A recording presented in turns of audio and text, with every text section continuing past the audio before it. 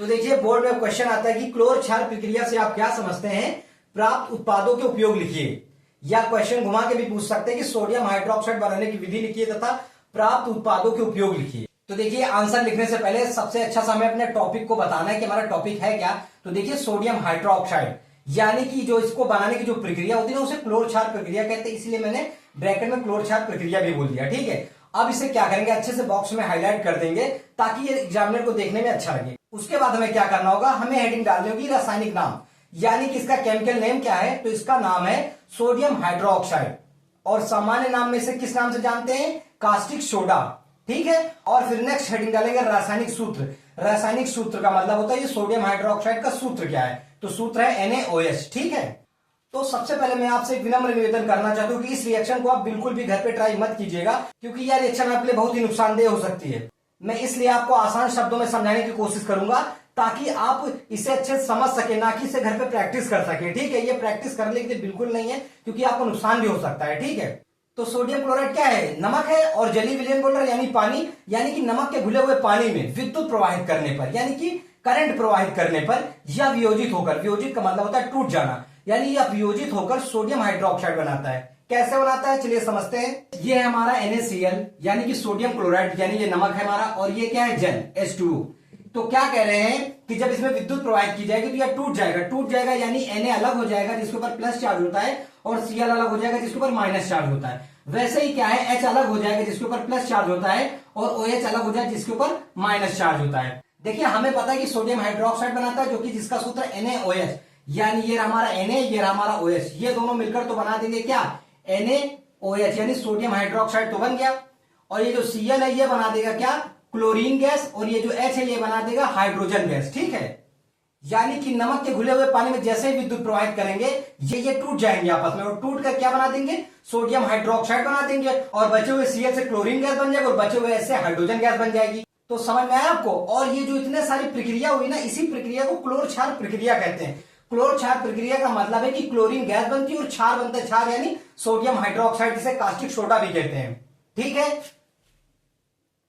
अब आगे बात करें, इस प्रक्रिया को क्लोर क्षार प्रक्रिया कहते हैं जो मैंने भी आपको बताया। और यहां पे देखिए क्या कह रहा है कि इस प्रक्रिया में एनोड यानी प्लस पर क्लोरीन गैस निकलती है, और कैथोड यानी माइनस पर हाइड्रोजन गैस निकलती है। इसे कैसे समझेंगे, तो देखिए विद्युत प्रवाहित करने का मतलब क्या था, हम कैसे सोडियम क्लोराइड के जलीय विलयन में विद्युत प्रवाहित करेंगे। तो देखिए ये मैंने आपको पहले ही बताया था, इस रिएक्शन को बिल्कुल भी घर पे मत कीजिएगा, मगर मैं आपको आसानी से समझा सकूं इसलिए मैं इतने आसान शब्दों में आपको समझाने की कोशिश कर रहा हूं।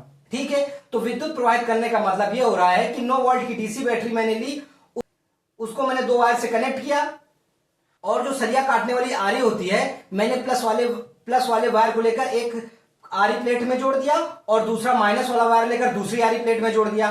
फिर जो दोनों आरी प्लेट है वो इलेक्ट्रोड की बात काम करने लगेगी। ये बता रहे हैं जो प्लस वाला होगा यानी जो हमारा एनोड होगा उससे क्लोरीन गैस निकलेगी, और जो हमारा कैथोड यानी माइनस वाला होगा उससे हाइड्रोजन गैस निकलेगी। ठीक है, तो दोस्तों उसके बाद हम इस रिएक्शन को समझते हैं। ये परिभाषा लिखी हुई है उसी को रिएक्शन के रूप में दर्शाया गया है। तो चलिए इसे भी समझते हैं। देखिए NaCl यानी सोडियम क्लोराइड और जलीय विलयन यानी जल को लेकर मैंने जैसे इसमें विद्युत प्रवाहित किया, इसने सोडियम हाइड्रोक्साइड बना दिया, और हाइड्रोजन गैस और क्लोरीन गैस बन गई। लेकिन आपको इसमें एक चीज का ध्यान देना है, ये रिएक्शन संतुलित नहीं है, यानी कि ये रिएक्शन बैलेंस नहीं, हमें इसे बैलेंस करना। मुझे आपको इसमें रिएक्शन बैलेंस करनी सिखानी, इसलिए मैंने आप पहले से बैलेंस करके नहीं रखा हुआ था, अब मैं आपको बताऊंगा। देखिए यहाँ पर कितना क्लोरीन है, 1 है, यहाँ पर कितना है, 2 है, यानी अगर हम इसमें 2 से गुणा कर देंगे तो 2 क्लोरीन हो जाएगा। लेकिन देखिए अब यहाँ पर 2 सोडियम हो गए। ठीक है, क्योंकि जब 2 का गुणा Cl में करेंगे तो 2 क्लोरीन हो गया, तो ये क्लोरीन तो ठीक हो गया, यानी क्लोरीन तो हो गया बैलेंस। अब बचा हुआ है Na, तो देखिए 2 का गुणा Na में भी करेंगे तो 2 सोडियम हो गए, मगर यहाँ पर तो 1 सोडियम है, तो हमने क्या किया, इसमें 2 से गुणा कर दिया, तो अब ये क्या हो गया, 2 सोडियम भी हो गया। लेकिन अब यहाँ पर ध्यान देंगे तो देखिए यहाँ पर क्या है, 1 O है, तो और यहाँ पर भी देखिए 1 O है, लेकिन यहाँ पर 1 H है और यहाँ पे 2 H है, यानी ये 3 H हो गए। यहाँ पर 1 H है और यहाँ पे 2 H है, तो ये 2 1 3 H हो गए, और यहाँ पर तो सिर्फ 2 ही H है। तो हम क्या करेंगे, इसमें कर देंगे 2 से गुणा।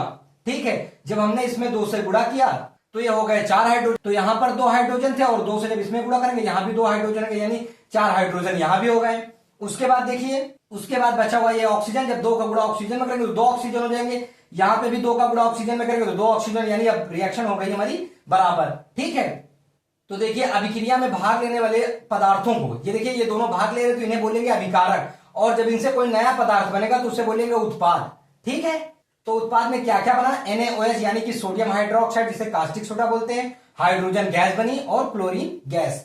अब हमें क्या करना था, हमें इनके उपयोग भी बताना था कि हाइड्रोजन गैस का क्या उपयोग है, क्लोरीन गैस का क्या उपयोग है और सोडियम हाइड्रोक्साइड गैस का क्या उपयोग है।